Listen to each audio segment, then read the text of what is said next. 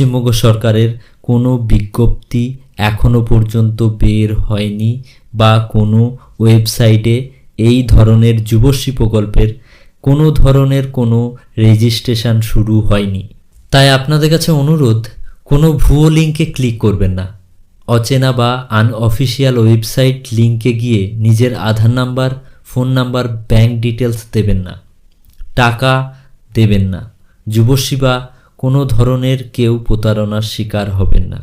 Official website যতক্ষণ না পশ্চিমবঙ্গ সরকার থেকে দেওয়া হচ্ছে ততক্ষণ এই যুবশ্রী প্রকল্পের কোনো রকম ফর্ম ফিল আপের বা প্রতারণায় ফাঁদে পা দেবেন না। যখনই সরকার থেকে সত্যি সত্যি কোনো আপডেট বা নতুন পোর্টাল চালু করা হবে, আমরা সব থেকে আগে বিস্তারিত প্রসেস সহ ভিডিও বানিয়ে আপনাদের জানিয়ে দেব।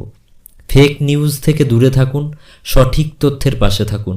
আজকের ভিডিওটা ভালো লাগলে লাইক করুন এবং বন্ধুদের সতর্ক করতে শেয়ার করে দিন। চ্যানেলটি